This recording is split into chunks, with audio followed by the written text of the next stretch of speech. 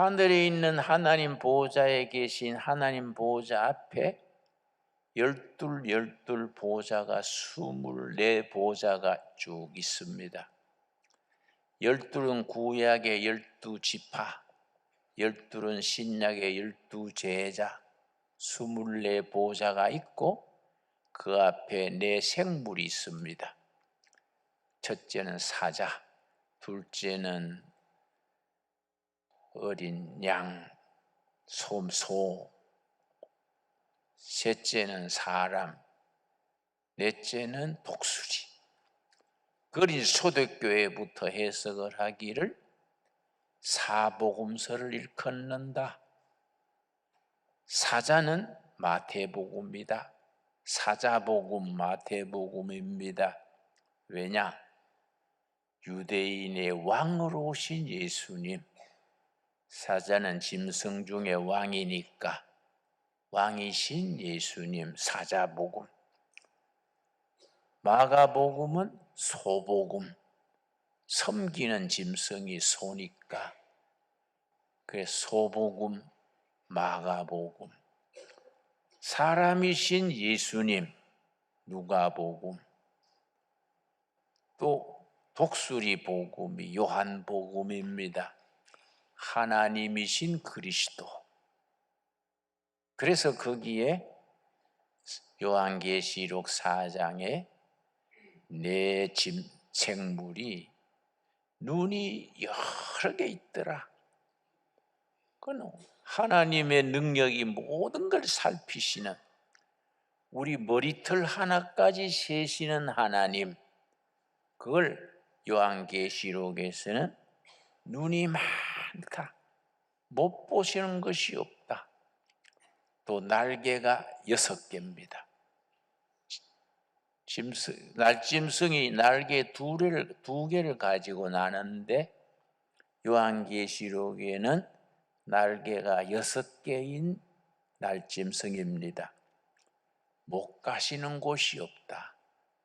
못 보시는 것이 없으시고 못 가는 곳이 없으신 우리 하나님의 능력, 전능하신 하나님이십니다. 그런데 5장에 들어오면서 하나님의 오른손, 하늘 보좌에 앉으신 이의 오른손에 두루마리가 있다. 이 두루마리에는 도장이 7도장이 찍혀서 봉인되어 있는 두루마리.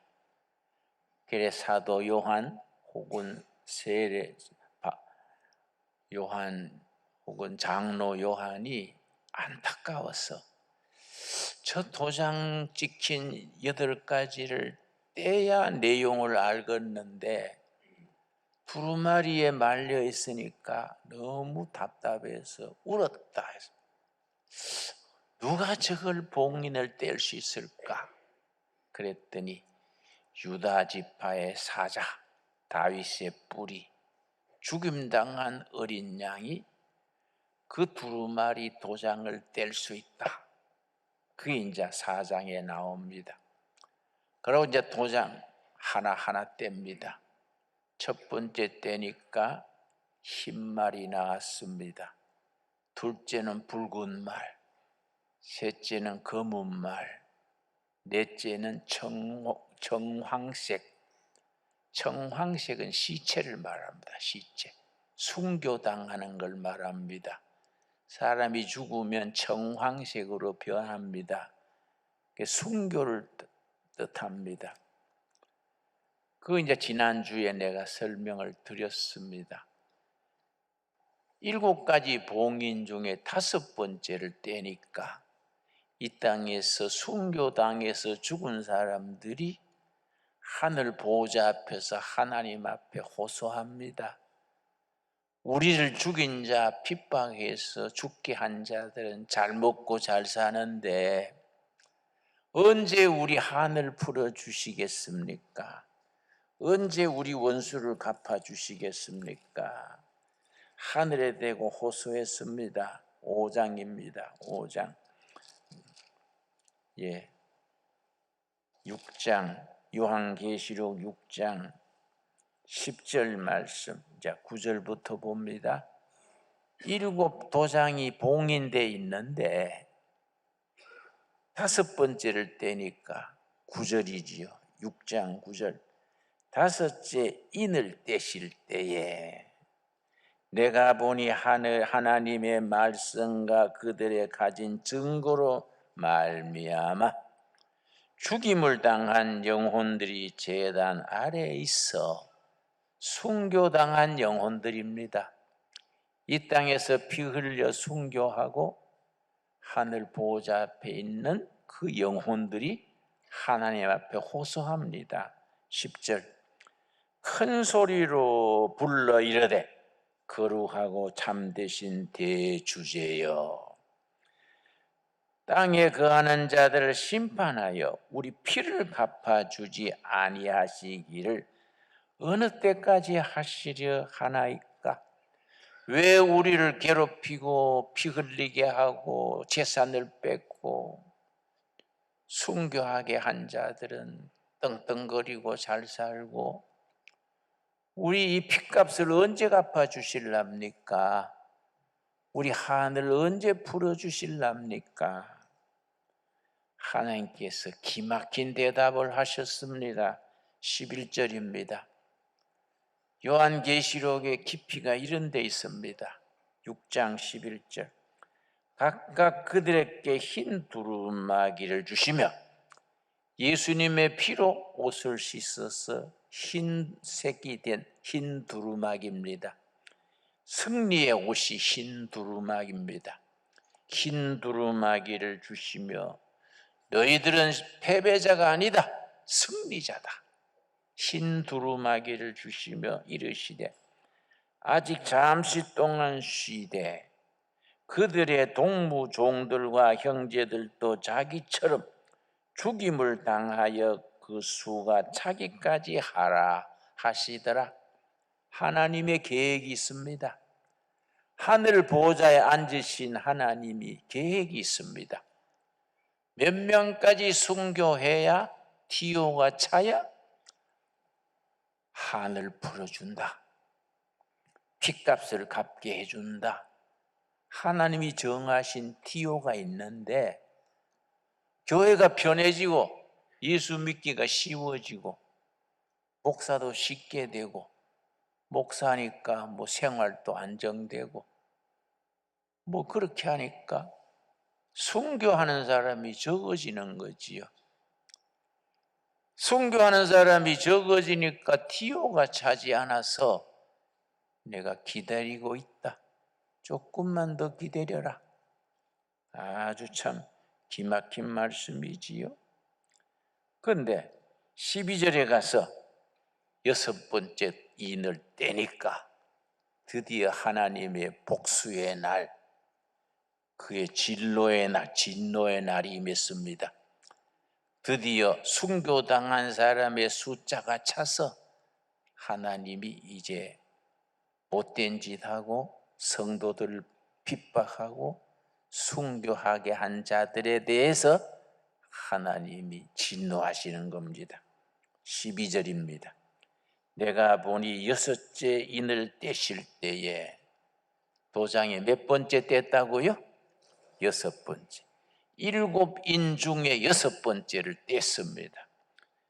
큰 지진이 나며 드디어 하나님의 보복의 역사, 복수의 역사가 일어나는 겁니다. 해가 검은 털로 짠 상복같이 검어지고 달은 온통 피같이 되며 하늘의 별들이 무화과 나무가 태풍에 흔들려 설익은 열매가 떨어지는 것 같이 땅에 떨어지며 15절이 핵심이지요. 땅의 임금들, 성도들을 박해하고 순교하게 한 로마 황제, 세상 임금들입니다. 왕족들과 장군들과 부자들과 강한 자들과 모든 종과 자유인이 굴과 산들의 바위 틈에 숨어 그 교회를 박해하던 데에 앞장섰던 자유인 종들까지 싸잡아서 복음의 건세에 반항해서 괴롭힌 자들을 전체를 하나님이 복수하십니다. 그들이 바위 틈에 숨고 굴에 숨어서 아이고 죽겠네, 아이고 죽겠네. 16절이지요. 산들과 바다에게 말하되 우리 위에 떨어져 보좌에 앉으신 이의 얼굴에서와 그 어린 양의 진노에서 우리를 가리라. 6번째 도장을 떼니까 하나님의 진노의 날이 임해서 하나님이 이제 보복하시는 겁니다. 그랬더니 못된 짓 하고 잘 먹고 잘 살고 교회를 핍박하던 자들이 바위 틈에 숨고 굴에 숨고 우리가 어린 양의 진노에서 어떻게 피할 것인가 허둥지둥합니다. 6째 인이지요. 그럼 이번에 7째 인이 나와야 될 차례지요. 그런데 요한계시록 7장이 7째 인이 아니고 7째 인은 요한계시록 8장에 나오고 7장은 다른 얘기 나옵니다. 다른 얘기. 6째 인을 뗀 뒤에 일어나는 지상의 하나님의 복수의 날, 진노의 날의 역사가 나옵니다. 3절 말씀, 7장 3절. 이르되 우리가 우리 하나님의 종들의 이마에 인치기까지 땅이나 바다나 나무들을 해하지 말라. 하나님의 사자가 하나님의 백성들 머리에 도장 찍기 전까지 재난을 멈추어라. 잘못하면은 하나님의 자녀들까지 다칠까 겁난다. 좀 잠깐 멈추어라. 언제까지 멈추느냐? 하나님의 복음에 순종하는 진실한 종들에게 이마에 도장을 찍어서 그들이 재난을 보호하게 해야겠다. 그 숫자가 얼마라는 겁니까? 4절. 이마에 도장을 찍어서 모든 환난 핍박에서 보호해 주는 사람의 숫자가 14만 4천입니다. 4절이지요. 그 말 많은 14만 4천이 거기에 나옵니다. 내가 인침을 받은 자의 수를 들으니 이스라엘 자손의 각 지파 중에서 인침을 받은 자들이 14만 4천이니 14만 4천 명은 하나님의 진노의 날에 심판과 재난에서 보호받습니다. 왜냐? 하나님의 백성들이기 때문에 보호해 주십니다. 그 14만 4천 명이 어떻게 계산 나오느냐? 5절입니다. 5절. 유다 지파 중에 인침을 받은 자가 1만 2천, 르벤 지파 중에 1만 2천, 12지파에서 한 지파에 12,000명씩 나오니까 12 곱하기 12,000, 14만 4천이지요. 12지파가 쭉 나오는데 한 지파가 빠졌어요. 단지파가 없어요. 단지파. 성경, 구약 성경 중간쯤부터 요한계시록 사이에 단지파가 사라졌습니다. 성경학자들은 그 단지파가 왜 사라졌냐? 왜 아무 기록 없이 단지파가 사라져 버렸냐? 단지파가 어디로 갔을까? 그 연구를 다 해요. 한국의 부흥사님들 중에 바로 우리 한민족이 단지파다.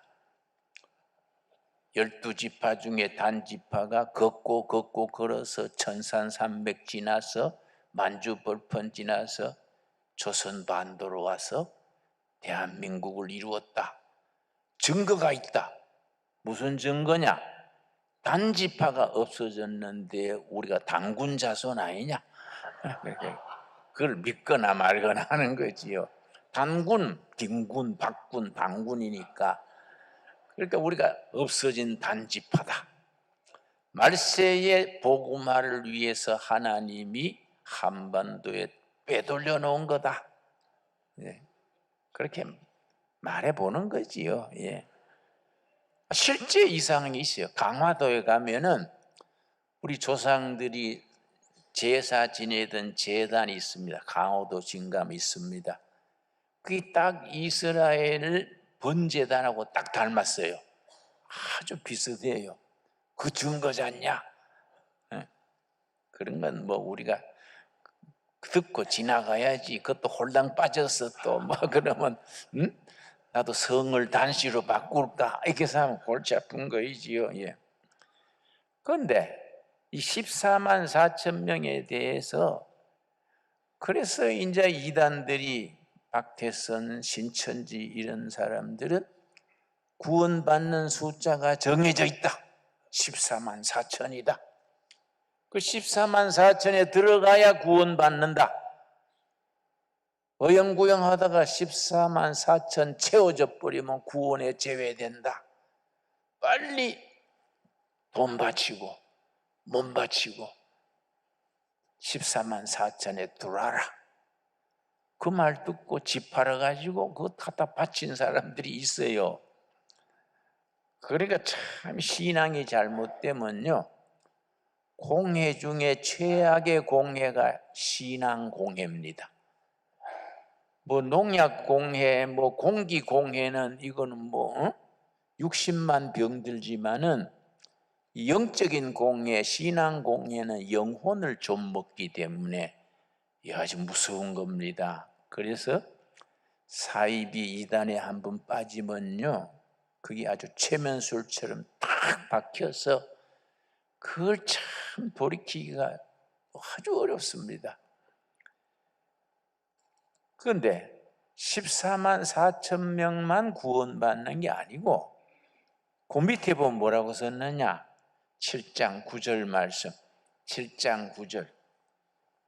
이 일 후에 내가 보니 각 나라와 족속과 백성과 방언에서 아무도 능히 셀 수 없는 큰 무리가 나와서 흰옷을 입고 손에 종려가지를 들고 보호자 앞과 어린 양 앞에서 서서 수많은 무리가 흰옷 입고 하나님을 찬양하는 거이지요.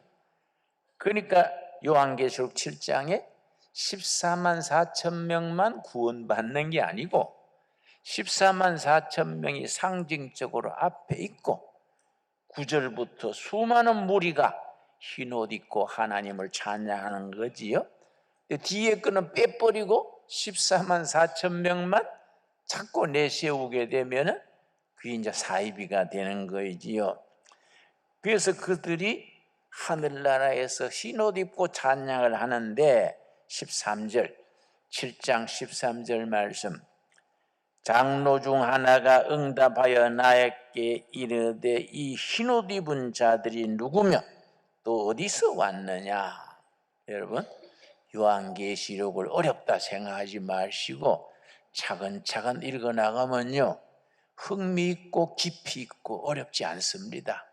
그걸 잘 구약의 말씀들과 그 시대의 상징들을 잘 이해해서 읽으면 요한계시록이 그래서 또 다른 복음서 그렇게 말하는 겁니다.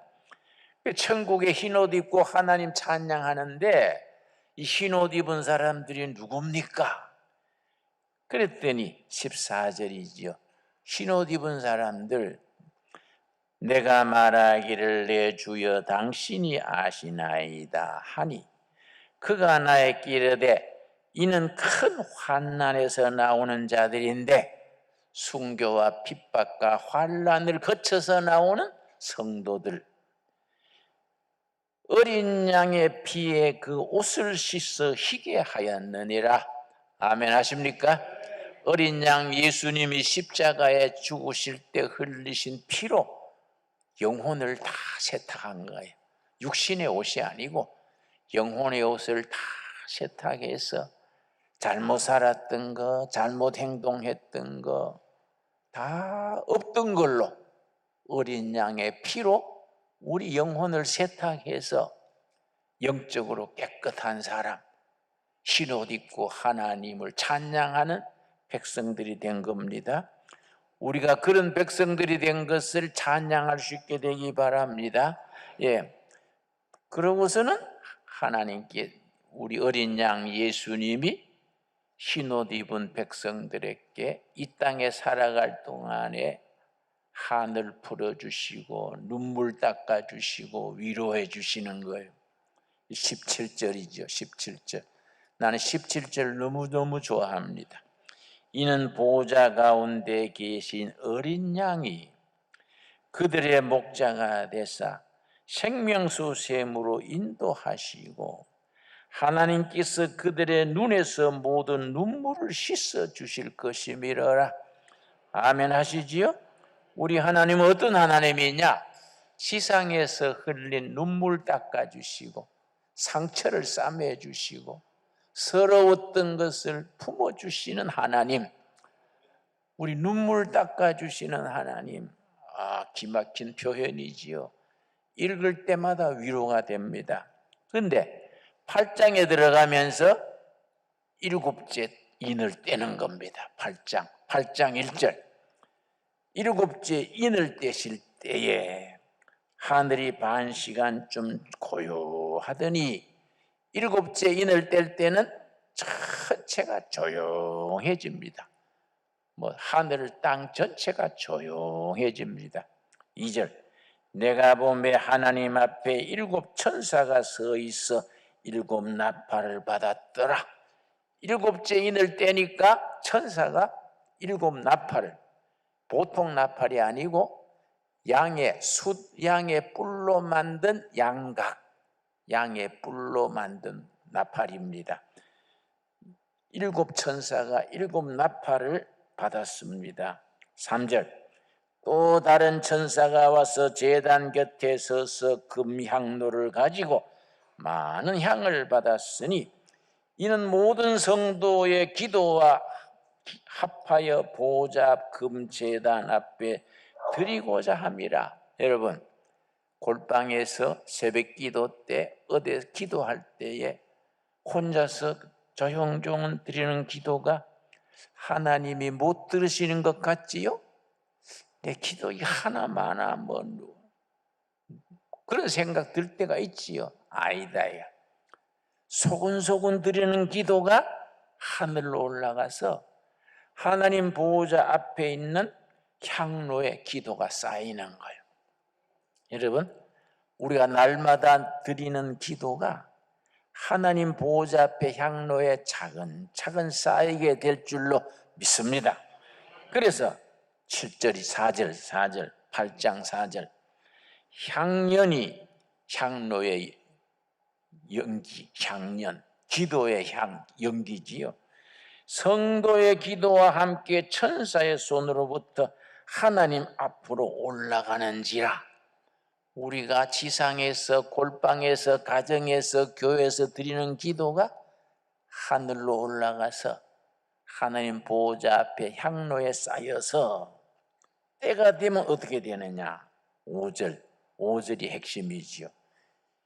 요한계시록 8장 5절은 위대한 말씀입니다. 향로의 기도가 꽉 차면 드디어 마침내 하나님이 액션하시는 거예요. 기도가 쌓이면 5절이지요. 천사가 향로를 가지고 제단에 불을 담아다가 땅에 쏟음에 우레와 음성과 번개와 지진이 나더라. 드디어 성도들의 기도가 쌓여서 하나님의 역사가 지진으로, 태풍으로 역사가 일어나는 거지요. 여기에 대한 우리 확신이 있어야 돼요. 내 기도가 아무리 소소하고 힘없는 기도 같지만은 그 기도가 쌓이고 하늘로 올라가서 지상에 역사가 일어나는 겁니다. 그래서 요한계시록 8장에 일곱째 인을 뗄 때에 그때 역사가 일어나는 겁니다. 성도들의 기도가 하늘에 쌓여서 쌓인 기도가 역사해서 지상에 지진, 태풍, 바람을 일으켜서 세상의 잘못된 질서, 억압당하는 자의 서러움, 무능한 자의 그 기도가 하늘을 움직이는 힘이 되는 겁니다. 요한계시록의 말씀이 우리들의 삶에서 살아서 움직일 수 있게 되기 바랍니다. 이 프로그램은 여러분의 미디어 선교 후원으로 제작되었습니다. 선교는 사명, 후원은 동역. 당신도 복음을 전할 수 있습니다. 선교 후원 02-6333-1003번